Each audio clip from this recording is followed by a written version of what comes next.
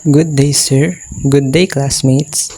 Today, we are in Chapter 3, Lesson 3, which tackles about biodiversity and healthy society. And the reporters are Mr. Isaiah John Articuna and me, Mr. Juan Paulo Rubrica, and Mr. Aaron Lu Susana and Miss Sheha Yusuf. So the introduction: Earth's vast biodiversity encompassing countless species of plants and animals provides us with essential resources like food, water, air, and medicine, while also forming a crucial safety net. However, human activities such as deforestation, overfishing, and habitat destruction have severely damaged this safety net. It's vital that we act swiftly to repair and preserve nature's balance to avoid irreversible damage. Ang biodiversity daw po is the means of having benefits to each other, or every creature's existing gives advantage to sustain our needs.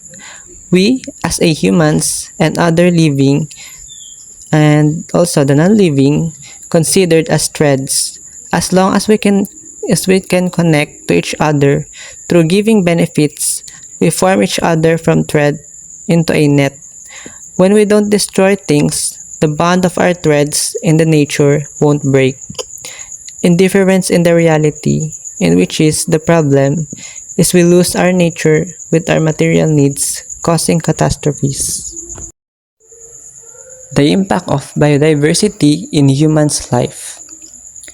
Humans, one of Earth's 1.9 million species, are unique due to their thinking and technological capabilities. However, these abilities have also led to significant environmental impacts like pollution and habitat destruction, threatening biodiversity.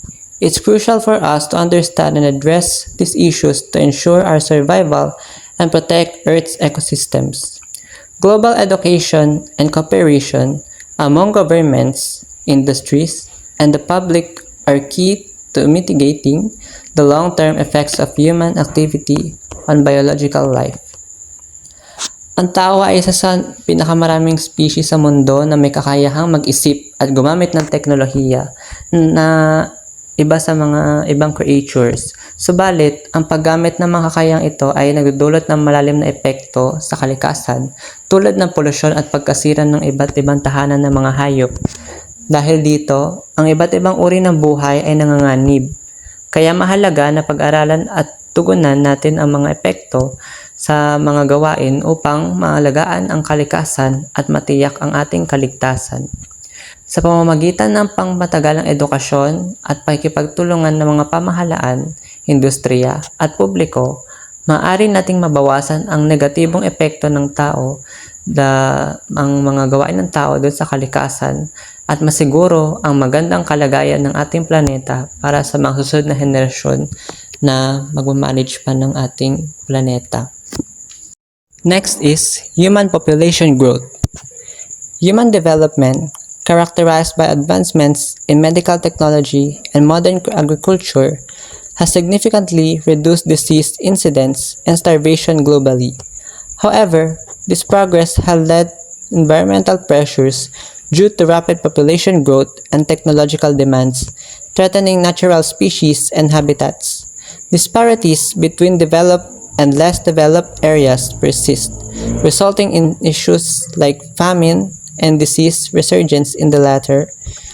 Population growth has strained resources, leading to environmental challenges such as increased famine and disease outbreaks. Sustainable practices, global cooperation, and technological innovations are essential for addressing these challenges and ensuring a balanced future for humanity and the planet. Urgent action is needed to mitigate the negative consequences and secure a sustainable future for generations to come. Ang pag-unlad ng tao sa larangan ng medical at teknolohiya at sa mga modern na agriculture ay nagdulot ng malaking bawas sa bilang ng mga sakit at gutom sa buong mundo. Ngunit, ang tuloy-tuloy na pag-unlad na ito ay nagdudulot din ng mga hamon sa kapaligiran. dahil mabilis na paglobo ng populasyon at pangangailangan sa makabagong teknolohiya. Ito ang nagpapaalala ng mga problemang pangkapaligiran tulad ng pagbabawas ng malikas na species at pagkasira ng mga tirahan ng mga hayop. May mga pagkakaiba-iba sa pag-unlad sa iba't ibang bahagi ng mundo, kaya't mayroon mga lugar na hindi gaano umuunlad na nakaranas ng mga isyu tulad ng gutom at pagdami ng sakit. Ang pagtuloy na paglaki ng populasyon ay nagiging sanhi ng pagkaubos ng likas na yaman na nagreresulta sa mas maraming kaso ng gutom at sakit. Upang tugunan ang mga hamong ito at mapanatili ang balanse sa ating hinaharap, mahalaga ang pagpapatupad ng mga praktikal na pangkalikasan tulad ng sustainable na paggamit ng likas na yaman at pangangalaga sa kalikasan. Kinakailangan din ang pandaigdigang kooperasyon at mga teknolohikal na inobasyon upang masolusyonan ang mga problema ng global at mga problema sa kapaligiran at para mabigyan ng proteksyon ng ating planeta para sa mga darating pa na magmamahalan ng ating henerasyon dito sa ating planeta. Ang agarang aksyon at pagtutulungan ng lahat ng sektor ng lipunan ay mahalaga upang masigurong mayroong matatag at maayos na kinabukasan para sa lahat. Okay, let's proceed to the pollution and destruction in our environment. So, technological and industrial processes have led to the production of chemicals and byproducts that are harmful, toxic to living things. Such toxic chemicals have contributed to our global environment pollution. So examples here of pollutants include acidic ions, pesticides. When they are released into the environment, these pollutants contaminate water, air, or soil and make survival of natural species. To that extent, humans are exposed to these pollutants and we are also subject to their toxic effects.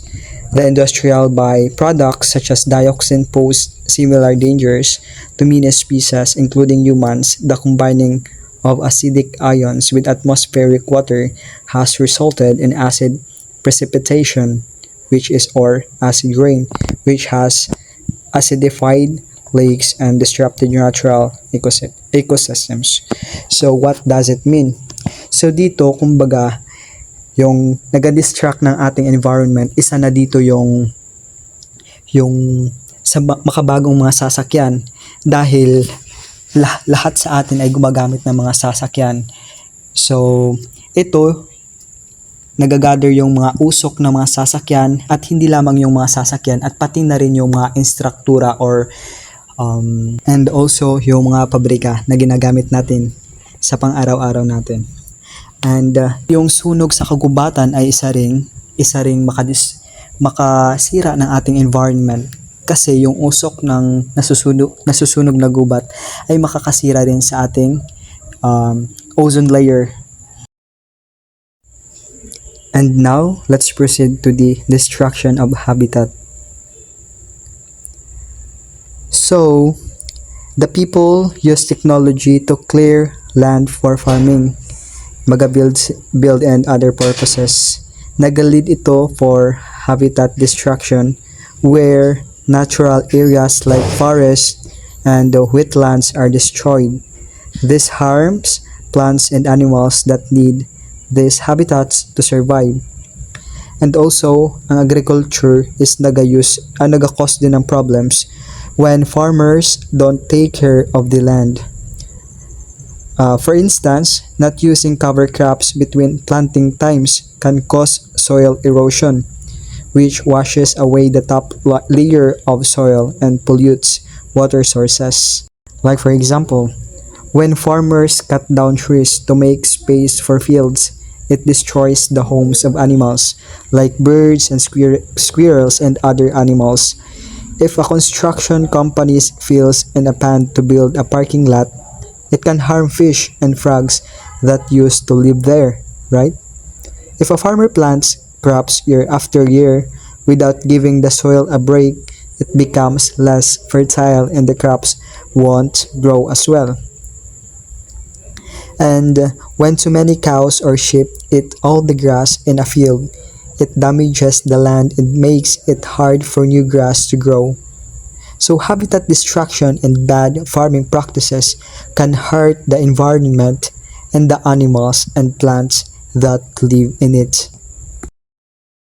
A pleasant morning to each and everyone. So the next topic is exploitation of animals and plants, or sa Tagalog, pang-aabuso sa mga hayop at halaman. So unang-una dito is technology facilitating exploitation. Ang teknolohiya na nagfa-facilitate ng pang-aabuso. Ang mga pag-usbong sa transportasyon, komunikasyon at teknolohiyang pang-ekonomiya ay nagpapadali para sa mga tao na abusuhin ang mga exotic na mga hayop at halaman. At next is impact on exotic species. Ang mga primates tulad ng mga unggoy, pusa, mga ibon tulad ng mga parrot at iba pang alagang hayop ay naabuso para sa iba't ibang layunin. Ang ilan ay pinapatay para sa kanilang mga bahagi ng katawan tulad ng mga sungay, gilagid o balahibo. At next is ang ecosystem impact or epekto sa ecosystem. Ang pang-aabuso sa bawat uri ay may negatibong epekto sa kani-kanilang ecosystem. Ang pagkawala ng mga uri na ito ay nagdudulot ng di pagkabalanse sa loob ng kanilang mga tirahan. Next is threat of extinction, panganib ng pagkaubos. Dahil sa pang-aabuso, maraming uri or species ang endangered at nahaharap sa panganib ng pagkaubos. Next is direct harvesting. Nakikilahok ang mga tao sa direct harvesting pag-alis ng mga halaman mula sa mga ekosistem ng lubusan para sa pakinabang sa ekonomiya nang walang pag-iisip sa mga epekto sa ekolohiya o yung pag-harvest ng mga halaman sa ating kagubatan na kahit kukunti pa lang ang mga halaman ay kinukuha agad or in-harvest. Ang ganitong activity ay nagbubunsod ng pagbabawas ng biodiversity sa apektadong tirahan or habitat. Next is deforestation or pangwawasak ng kagubatan. So, ang mga puno sa kagubatan ay tuwirang inaani para sa kahoy na nagdudulot ng pagkasira ng kagubatan at erosyon ng lupa na nagdudulot ng pagkaantala sa buong mga ekosistem. Next is ang tropical rainforest destruction or panggigiba sa tropical na kagubatan. So, ang tuwirang pag-aani ng mga exotic hardwoods sa tropical na kagubatan ay nagre-resulta sa pagkasira ng tirahan at pagkawala ng biodiversity sa global scale. Sa kabuuan or as a whole, ang pang-aabuso sa mga hayop at halaman para sa mga layuning pang-ekonomiya kasama ang mga tuwirang pamamaraan ng pag-aani ay nagdudulot ng mga malaking banta sa biodiversity at stability ng ecosystem. So the next topic is signs of environmental contamination or mga senyales na contaminated yung environment. Is unang-una, ang mga kemikal mula sa mga bagay tulad ng mga pesticide at pollution ay nagdudulot ng mga problema tulad ng mga may sakit na hayop at deformed na palaka. Pangalawa na senyales is ang mga ibon at isda ay namamatay dahil sa mga pagkalat ng langis at ang mga hayop sa karagatan ay nagkakasakit dahil sa maruming tubig. Pangatlo, ang mga tao, lalo na ang mga sanggol at mga bata, ay nagkakasakit dahil sa mga kemikal. At panghuli at pang-apat, ang mga depekto sa kapanganakan at mga sakit ay dumarami, lalo na sa mga lugar na may maraming polusyon. Good morning, everyone. So these are the following key points in consumption of energy. So to sum it all up, industrialization has led to higher energy demands, impacting both humans and ecosystem positively and negatively. Countries like United States, England, and China have become significant consumers of energy. Due to growing economy of China, they increase the reliance on petroleum. So that's it for consumption of energy. Fossils for fuels. So these are the following key points in terms of fossils for fuels.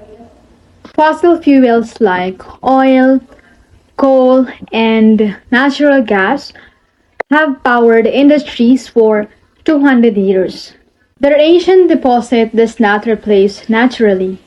Burning them releases pollutants, and these pollutants results to air pollution and acid rain. Acid rain harms aquatic life by changing the water chemistry. Also, burning fossil fuels contribute to global warming. So that's it. Thank you for listening and watching.